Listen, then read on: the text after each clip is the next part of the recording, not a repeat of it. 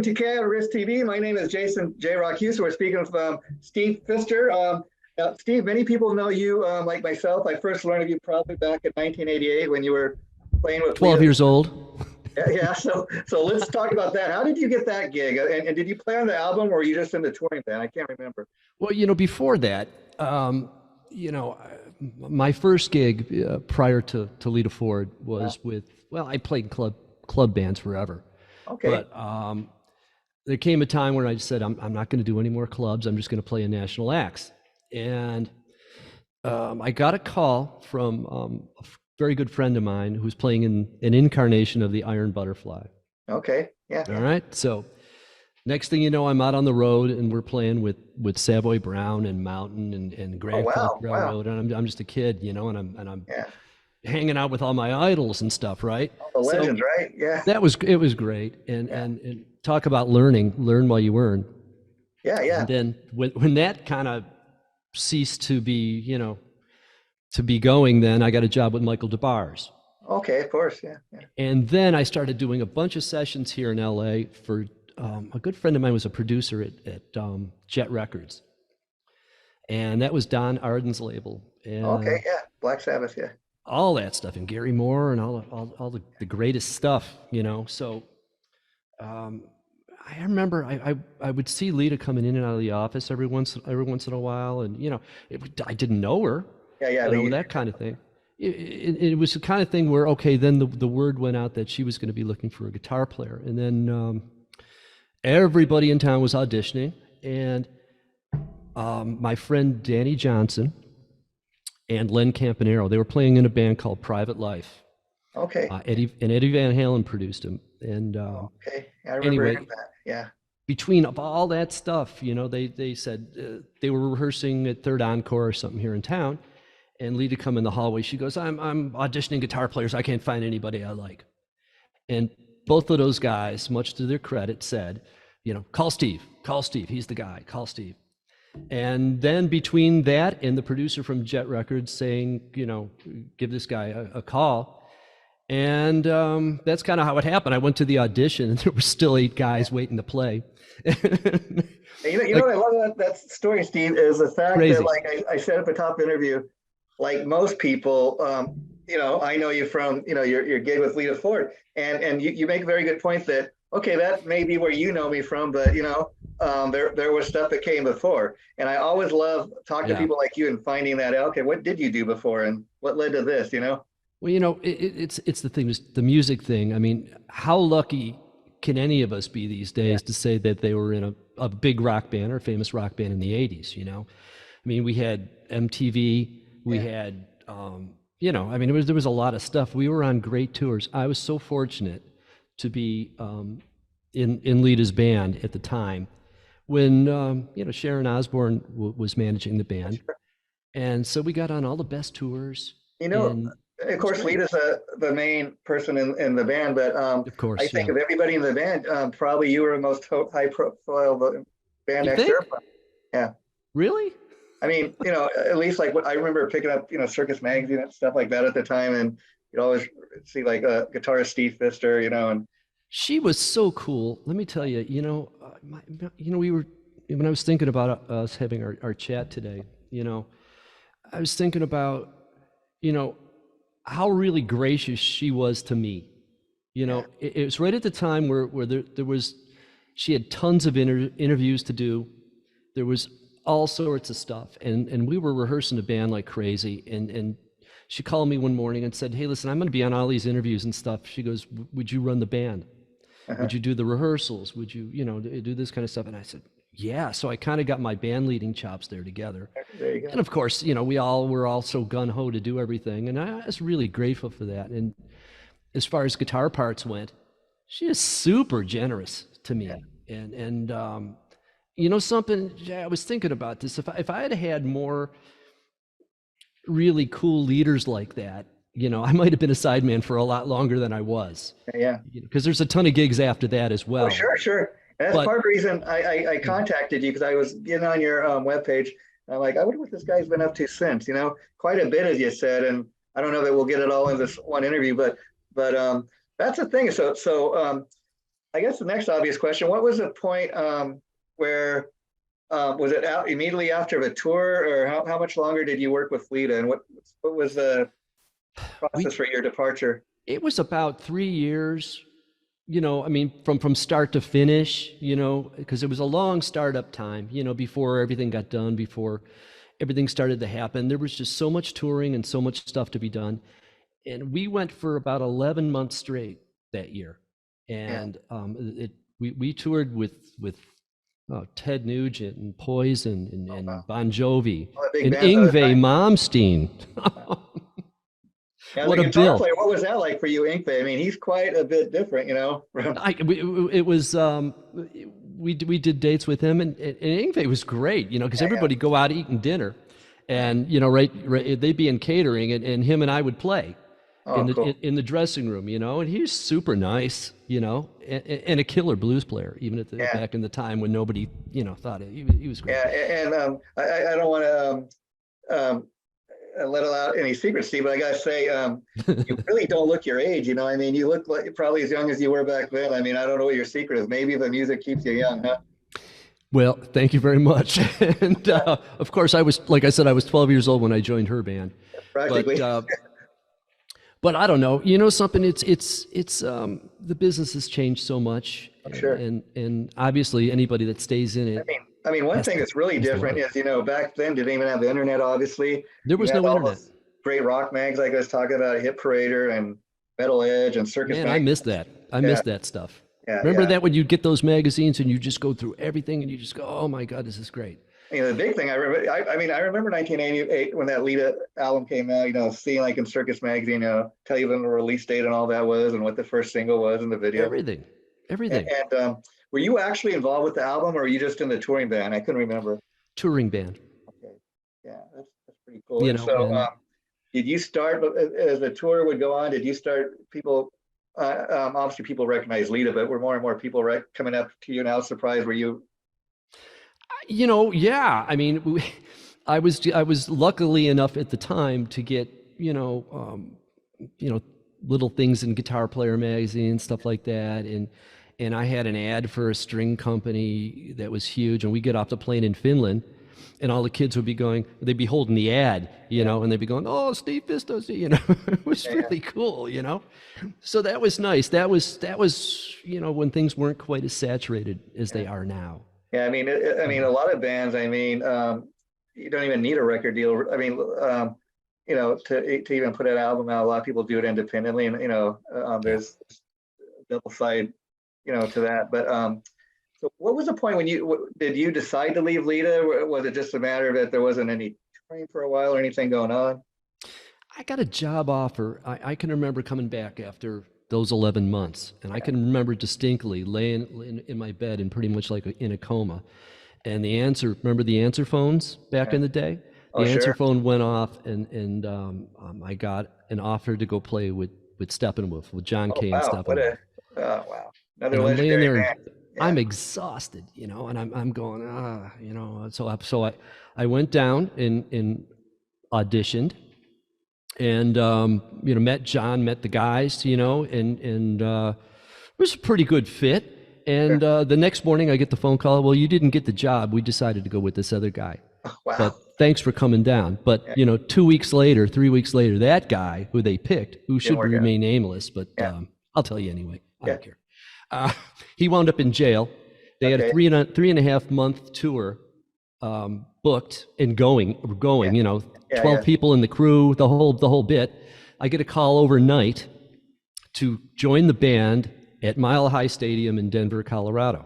Oh wow! So I'm learning tunes in the bus coming down the hill. I don't know if you've ever been to Denver, but you can almost see in that stadium. So we were playing with a ton of bands that day. So it was only like a 50-minute set, which is still pretty daunting. They got all the other guys' gear out there. My stuff was being shipped.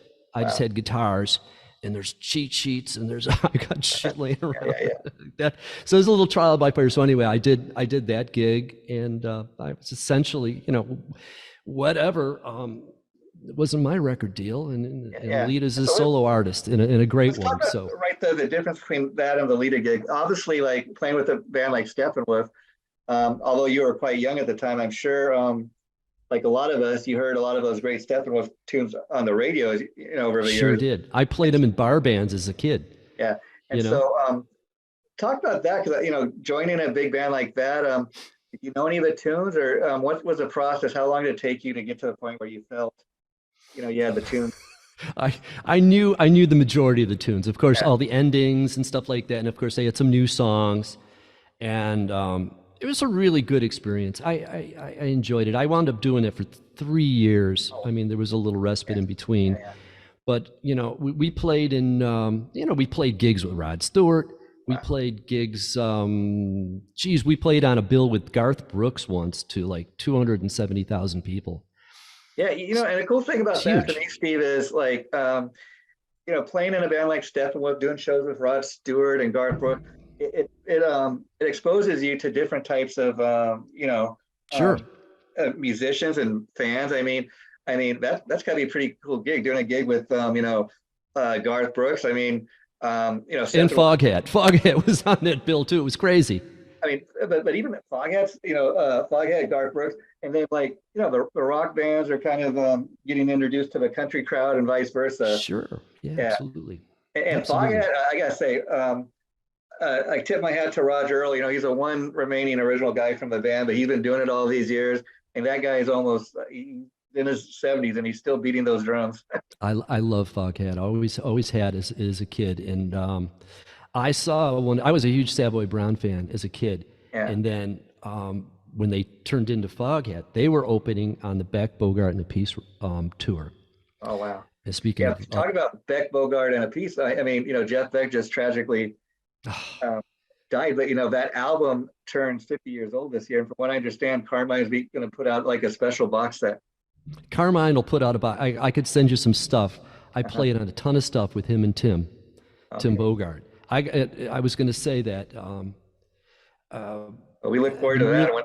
Yeah. really fortunate. I'll send you some of the tracks. I mean, Carmine has them up there, but Yeah. whoever's credited, doing them, I did a ton of them. So I did a King Cobra record with him too over the I years. just love to say, I'll say this. I'd love to have you back once that's released, talk more about that. But, Great. uh, it's great talking to you right now, Steve, finding out all this stuff. And, getting back to the Lita gig, I was curious because, again, joining up with a band like Steppenwolf, those are, of course, tunes you've heard on the Mhm. radio. What was the process like learning the Lita 4 tunes? Because some of those were just off the new album, of course, had just been released. And how much of the older Lita material did you have to learn? It was like when I went into audition, they said to learn, learn these two songs. I learned 5. Wow, wow. So you just learn because you never know. I mean, if you're going to be a sideman, it's not my gig. Yeah. It's to serve, the boss, the Yeah. person whose creative thing it is, And I don't know. I was always a pretty quick study. I mean, you have to make a living. You have to learn tunes, and there's certain secrets that people use to learn tunes. And I have my own little system. I just love playing guitar and always have. That's the thing about you getting these type of gigs because probably at the time you joined Lita's, although you did the thing with those other gigs you were telling me about before that, Iron Butterfly and what that. But the cool thing is, like all these years later, you got you have that tag, maybe forever ex Lita 4 guitarist, and I'm sure it's something you're very proud of. But then you got all these other things to talk about too, But a lot of people after that, there was a year or so gap in there, and I thought, well, okay, because we all know what happened when the '80s were over. Sure. What happened to the majority of the players that played in those bands? Yeah. And I got a call to play with Stu Ham. Oh wow. Okay, I heard of it. Yeah. So I played with Stu, and he had a pretty good record at the time that was doing pretty well, and I did a North American tour with him, and that was I did not play on Stu's record, but he came and played on a bunch of mine in past years. So I'd like to tell you about that. But nonetheless, on Stu's records, there was Eric Johnson, there was Alan Holdsworth, there was Joe Satriani, there was Steve Vai. So wow. Stu said to me, he goes, play the heads, play the melodies, then you can do your thing. And it was the really coolest thing because, you know, when you're playing an arena gig, and I love it, man, the more people, the better. It's a show. Yeah. You know, the lights, you got to be standing in this spot, you got to be doing this and that, you know, this was real effing rock and roll music, you know, playing to, you know, a few hundred people at a time. Yeah. And we did some gigs. We opened for Joe Walsh. We did a bunch of, you know, playing fusion-y kind of crazy music. And it was just the greatest experience. But then Stu, you know, returned the favor and played on, well, he played on 2 of my records. Oh, wow. My solo records. That's cool. It's like, you know, what I always say about, you know, going to see a band live is I want to be entertained. If I want to just, you know, listen to the record, I'll stay home. But, and I think you know what I mean there. But, yeah, you know, and a lot of people, let's talk about your, as you mentioned, you put out a number of solo albums. So, are your solo albums, like, do you sing on them? Or are you just strictly instrumental, or? I'm a singer. Great, yeah. No, you know, seriously. I mean, that was the thing. The first 2 records were largely instrumental because that was the days of you know, I like melodic guitar playing. I like, you know, stuff that kind of tells the story without the vocalist. But you know something, in order to tour, I got a deal over in Europe. Yeah. And what was really, really obvious, I mean, I had to sing, and I always sang in club bands, but I always wanted to be that guitar guy. I knew that in order to get out there, you had to, you know, you had to sing. So yeah, I you know, you got to check out some of the tracks. Now, come on now, Jay. Yeah. Well, the reason I was asking is because I did check out some of the solo tracks, but I wasn't sure if you were the one singing. That's why I asked. And the thing with that is like, if you liked it, it was me. If you didn't like it, it wasn't me. I liked it. That's why I asked. And see, and the reason I'm asking is when you first started, you know, doing vocal records, was it something you always knew you could do, or you had the ability, or were you surprised? Hey, you know, I got a pretty decent voice, or did people start telling, hey, Steve, you should just sing because you might have a nice voice? When I was doing my second record, and on that record, I had Tommy Aldrich playing drums. Wow. And Stu played bass, and we had this great thing. Even Reese Winans even played a Hammond track on there for me. It was just awesome, just fucking great. And we're in this studio, and it sounded so good. It sounded so big. And a big-time manager came in. He was working with an act that was next door at the studio that we were at. And he comes in and listens, and he goes, oh, man. He goes, this sounds really good. He looks at me, and he goes, well, where's the singer? You're looking at him. And then there wasn't any singing, you know, so we listened, and he goes, well, you know, okay. So I mean, it kind of stuck in my head. The record did pretty well considering, but, you know, I thought, well, okay, if I'm going to keep going, this is the whole thing about reinvention, you know, if you're going to keep going and make a living, and, you know, and not, I'm probably the worst mercenary guy. I'm not a mercenary guy at all. Yeah. You know, I never did any of this stuff for money. Yeah.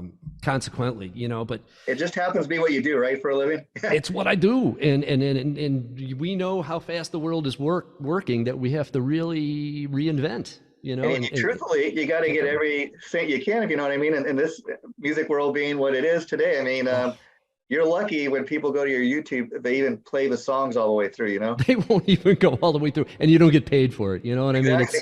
We have to be very, very resourceful. So I'm having a conversation with somebody the other day, tell me, I don't even buy CDs. I just buy whatever the little latest single is for 99. I'm an old school guy. I love to have CD at least in my hand, something, you know, look at the beautiful artwork. I remember back in the day seeing like Kiss Destroyer, not even knowing what it was really. What the hell is this? This looks so damn cool. I got to have it. Was that cool? Yeah. Yeah. I mean, that's how it was back in the day. You know, there used to be places, folks called record stores, that you could actually go and buy music. And find out about new acts and see who was doing this. But you know something, it's like, it's like even placement in a record store back in the day. I mean, that was all kind of bought. You know, like even MTV, people don't realize back in the day. I mean, I remember hearing record companies when they'd be like paying MTV to play their artists and stuff. And yeah.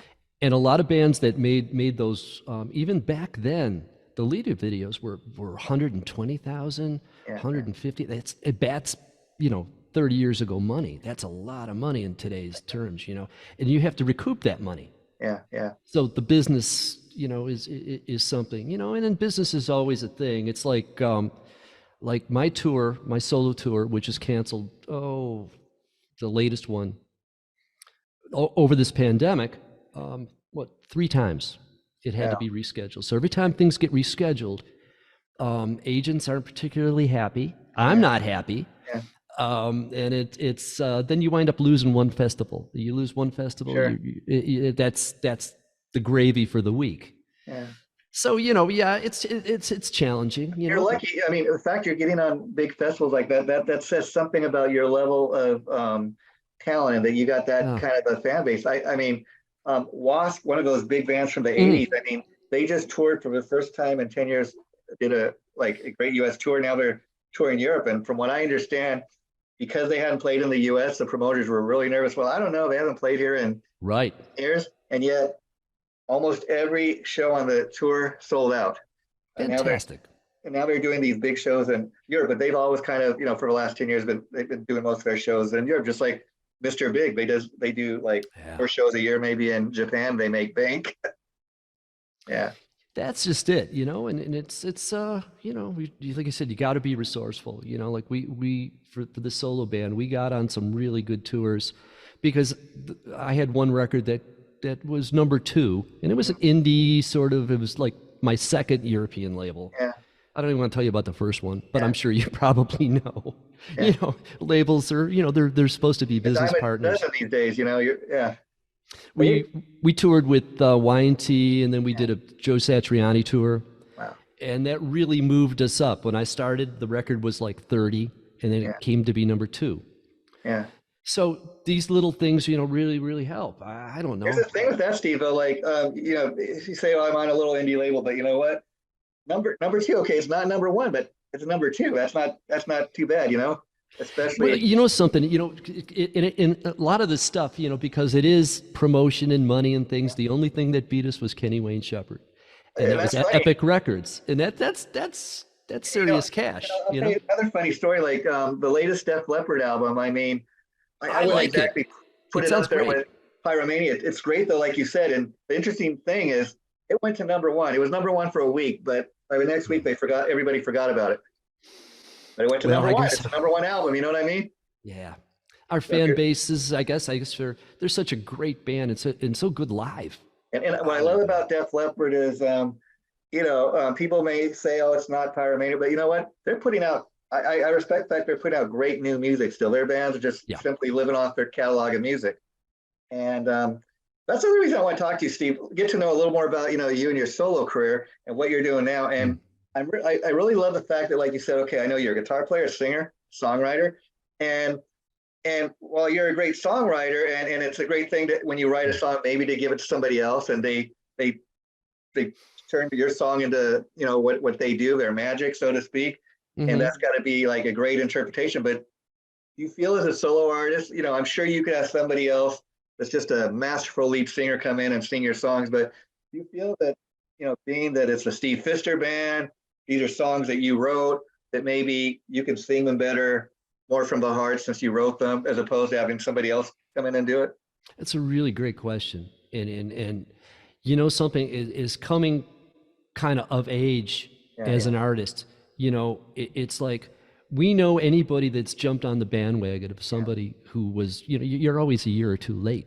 Yeah. So the basic thing you can do is the real true thing is to be yourself and find that voice. How many musicians can find their voice? I mean, we'll see, we'll go on the internet, we'll see, 6-year-old kids in Korea that play like Eddie Van Halen, Sure. But, is that kid going to have anything to say? I mean, I suppose it's old school thinking, but that's my thinking, is that, artistry and commerce don't always and I say mix. Go with it because it seems to be working for you. And the thing with that is, let's be honest, there are some people that go on American Idol, they think I mean, they think they can really sing, and somebody should maybe tell them they can't. But the fact that you've got the talent that you can, and nobody's told you, hey Steve, singing sucks, I think you should get some. People are buying the records. The record went to number 2, so I think that says all we need to know. You're talking about the talent shows. It's like you turn on America's Got Talent, which I won't, by the way, and then you see your FedEx guy singing, and you're going, come on, man, where's the 10,000 hours? You know what I mean?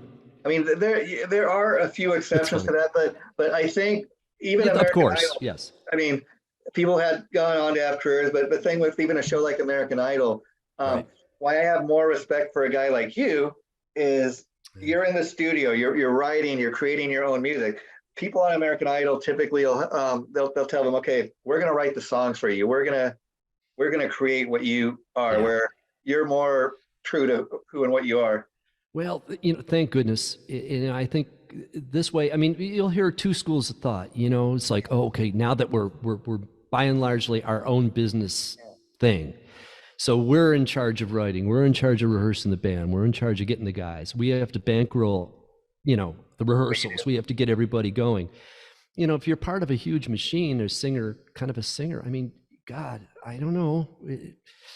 It's honest, a whole different thing. Songwriting is really where the money is, right? I mean, if you have somebody else coming and writing all your songs, you're the talent in.